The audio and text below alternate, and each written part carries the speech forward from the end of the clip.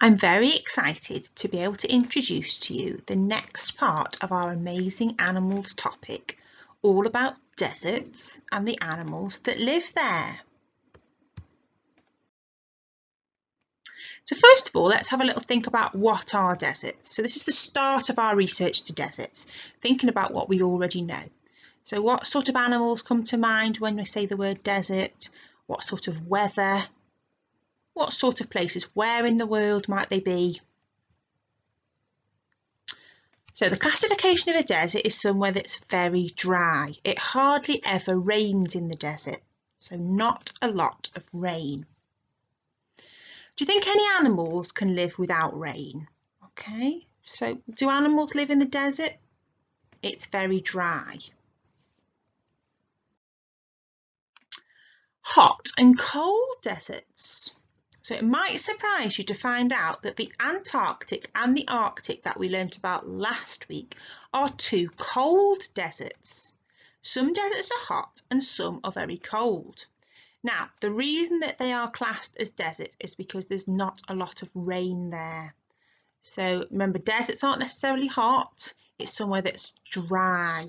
Now, although there's snow in the Arctic and the Antarctic, there's not rain, and that is why they're classed as deserts.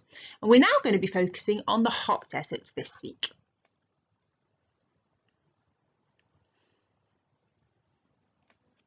Did you know the hottest desert in the world is the Sahara Desert in Africa? And here's the world map with the deserts on it. So you can see the arrows pointing to the desert. So you can see they are pretty much all over the world there. And some of them are hot and some of them are cold. Can you spot the Sahara on there? The world's hottest desert. Sahara. And we've also got the Gobi Desert. Can you see the Gobi Desert? And that is a cold desert, that one. Desert animals. Deserts are dry, but many animals do live there. Camel, scorpion, tarantula, iguana. But what do they eat and drink, and where do they shelter? All living things need to eat, drink and have shelter. So camels can drink only once a week in the summer and be fine, and we'll learn about why that is shortly.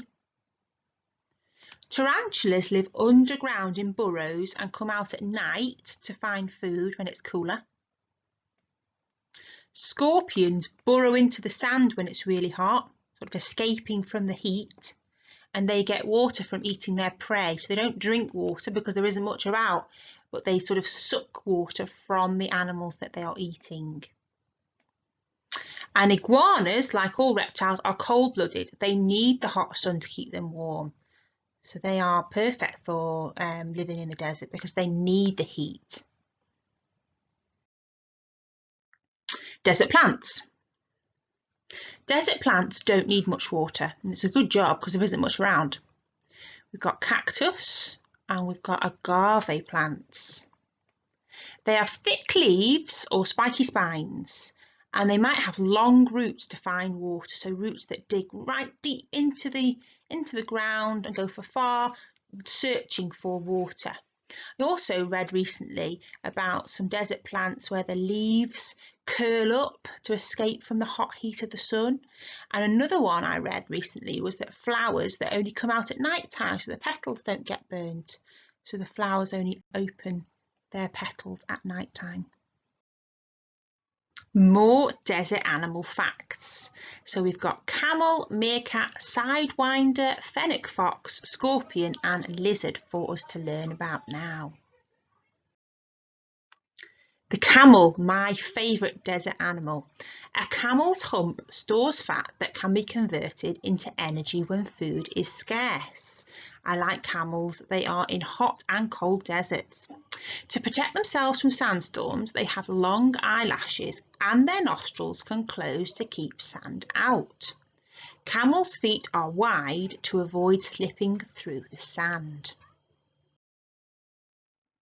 Meerkats. The dark rings around a meerkat's eyes reduce the glare of the hot desert sun.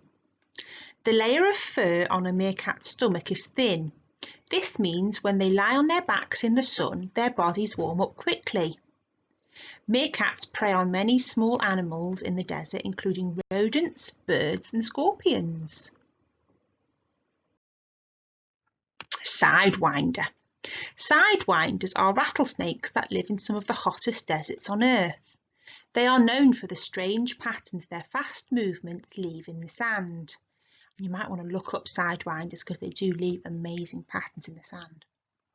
A sidewinder's colouring means it is camouflaged against the sand. This makes it easier for it to catch its prey.